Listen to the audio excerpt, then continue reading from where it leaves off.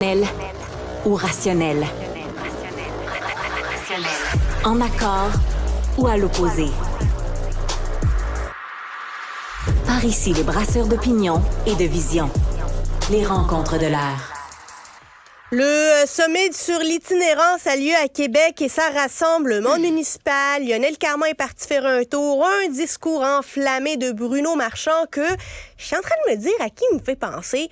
J'ai l'impression que c'est le Nelson Mandela du sans-abri, le Terry Fox de l'itinérance, celui qui rassemble tout le monde, qui appelle à la colère mais pas à l'agressivité. Emmanuel Latraverse, est-ce que Bruno Marchand t'a convaincu de le suivre dans cette course contre l'itinérance? Il convainc n'importe qui à suivre dans cette course. Je veux dire, je pense qu'il plaide pour un idéal auquel c'est difficile de ne pas se rallier. Puis je pense que la fougue, la passion qui vient là-dedans vient beaucoup aussi de son passé professionnel comme président de Centraide à Québec, etc. C'est certain. Ce qui était intéressant, c'était de voir l'espèce de contraste de ton, tu sais, entre tous les autres maires et mairesses qui ont le sourire accroché aux oreilles, puis qui sont là un peu plus, ils vont chanter Kumbaya, en train de dire c'est bien, on est tous ensemble, tout le monde est d'accord, il y a l'urgence d'agir, on va se serrer les coudes, on va faire mieux. Puis lui, il arrive, puis il dit, il faut être en colère, tu sais, puis dans le fond, il a raison de dire qu'il faut être en colère. Tu sais, il faut arrêtons d'y penser 2 secondes. Je ne sais pas si tu as vu hier aux nouvelles au TVA 22h, mon collègue Yves Poirier Les deux a dames. rencontré 2 femmes de 70 ans. Elles étaient toutes mimi, toutes bien coiffées, le petit chandail de laine. Je veux dire, ça me faisait penser à ma grand-mère. Tu dis, ces femmes-là sont dans la rue. Puis là, elles sont dans la rue depuis pas longtemps, tu sais. Mais dans quel état elles vont être dans 1 an? Le Dans chandail 2 ans, risque de tu plus sais? être blanc, là.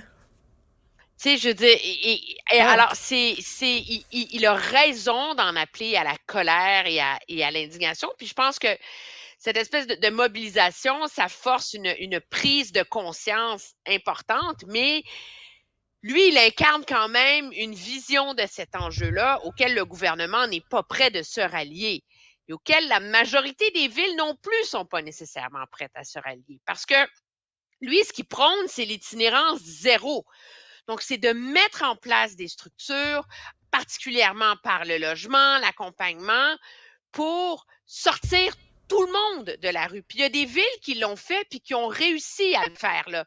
Même au Canada, là, tu sais, Medicine Hat en Alberta, je pense que Burlington. Mais il y a un débat sur si on a les moyens de le faire parce que l'UMQ a publié une étude, tu sais, cette semaine qui disait qu'objectivement, c'est vrai, si tu prends tous les coûts associés en termes de sécurité publique, en termes de soins de services sociaux, de soins de santé, de police, de refuges, d'organismes communautaires pour s'occuper de ces gens-là quand ils sont dans la rue, ça coûte moins cher de leur trouver un appartement par année. Mais fais le calcul, 65 000 par personne pour les accompagner dans une transition. Ben, s'il y en a 10 000 au Québec, c'est 150 millions par année. On n'est pas prêt d'y arriver, là, objectivement. Donc, Non. comment est-ce qu'on réussit à mettre en place des politiques plus structurantes, je pense, là? C'est sûr que tout le monde s'entend que ça passe par le logement, mais le problème, c'est qu'on le dit, mais comment on va y arriver?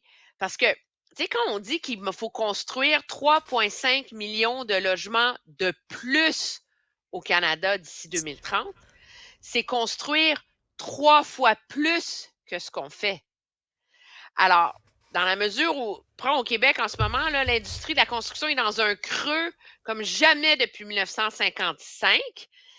Comment on va faire pour les construire, là, les 100 000 logements par année, là? Mais moi, Emmanuel, ce qui me gosse dans ce débat-là, c'est que, bon, au-delà du fait que tout le monde se lance la balle, là, on a le municipal qui en appelle au provincial, puis le provincial qui en appelle au fédéral, puis ça faute à tout le monde, puis personne en même temps. Mais y a-t-il quelqu'un qui veut parler aux entrepreneurs privés, à l'industrie de la construction, le privé, de par qui, finalement, la décision de partir un chantier ou pas, de se lancer dans cette aventure ou pas, ben c'est là le nœud. Comment on peut faire pour les inciter à lancer des chantiers de construction de logements abordables et de logements sociaux? Moi, j'en ai pas vu beaucoup des représentants de l'industrie de la construction à même vitesse ou à la même cadence que les différents maires, mairesses, mes premiers ministres, là. C'est qu'on avait eu une approche face à ça qu'on croyait intéressante en termes de mixité sociale. C'est parce que le problème, c'est que c'est pas payant de construire du Ben, logement c'est ça. abordable. Là. Tu sais, ce qui est payant, c'est de construire des beaux appartements qui coûtent cher, etc. Donc, l'idée, c'est d'inciter ces immeubles-là à avoir une proportion de logements abordables, mais le problème, c'est que ce modèle-là s'est effondré à cause de la hausse des coûts de l'inflation, puis de la hausse des coûts de financement, puis on n'a pas trouvé d'alternative. Puis je pense que c'est la raison pour laquelle on peut bien célébrer la décision de M. Trudeau hier de faire quelque chose et d'enlever la TPS sur les matériaux de construction et sur la main-d'œuvre pour la construction de logements. Mais ça ne règle pas le problème parce qu'il y a le problème aussi des taux de financement. Il y a le problème de comment gérer cet équilibre-là. Est-ce que Québec va suivre? Je veux dire, tu sais, hier, là, quand M. Trudeau a fait son annonce, là, au bureau de M. Legault, on l'a appris en même temps que nous, là. Ah, ça M. avait pas l'air Trudeau d'être est très attaché. derrière un micro en train de dire moi, je baisse la TP, j'enlève la TPS, que les provinces me suivent. C'était pas dans leur carton, là. Ils n'ont jamais été consultés, ils n'y ont pas pensé. C'est clair à la lumière des réactions de M. Legault aujourd'hui, les réactions de son bureau hier, que c'est pas vers ça qu'ils se dirigeaient non plus, là. Alors, Ben, d'ailleurs, j'ai hâte de voir. Moi, je pense que ça prend un plan beaucoup plus concret, beaucoup plus cohérent. Mais il y a une chose très, très simple qu'on peut faire pour accélérer la construction. Cependant, c'est, tu sais, Yasmine, qu'il y a 900 millions de dollars qui dorment à Ottawa là, pour le Québec. oui, c'est pas 900 encore millions. négocié. Ça, c'est le programme d'accélération de logement, là, que c'est pas Mais encore. oui, parce que Ottawa adore faire semblant de se mêler de nos affaires. Donc, Ottawa adore faire des programmes où Ottawa donne de l'argent directement dans les villes. Dans le reste du Canada, les premiers ministres, ça ne les dérange pas, mais au Québec, on tient à ce que non, c'est pas de même que ça marche. Il y a une limite à mettre le doigt dans l'engrenage des interventions fédérales dans nos affaires. Donc, il faut négocier une entente pour que Ottawa donne l'argent à Québec, puis que Québec donne l'argent aux villes.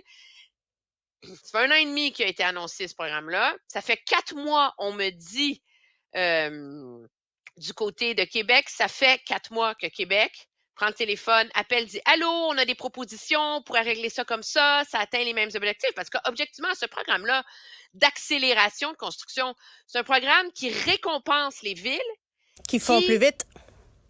mais qui font plus vite, mais pas juste plus vite, c'est qu'ils font en changeant leurs règles de zonage, C'est par ça. exemple. Comme la ville de London a changé ses règles de zonage où il n'y a plus une interdiction dans certains secteurs de ne même pas construire des 4plex, là, 4 appartements, là, c'est tout petit. Là. Alors, Québec aussi veut ça. Là. Tout le monde est d'accord là, qu'il faut faire ça. Mais à Québec, on prend le téléphone, on écrit des lettres, on a des propositions. Jusqu'à il y a une semaine, il n'y a personne qui rappelait. Là, il y a une réunion du caucus, le caucus libéral de mauvaise humeur, ça prend une annonce, il faut se grouiller, là, ils vont se réveiller. Tout d'un coup. Peut-être que cet automne, les 900 millions sera débloqué. Ça va aider les villes. Emmanuel Latraverse, bonne fin de semaine. On se retrouve lundi. Toi aussi, on se retrouve lundi. Au revoir.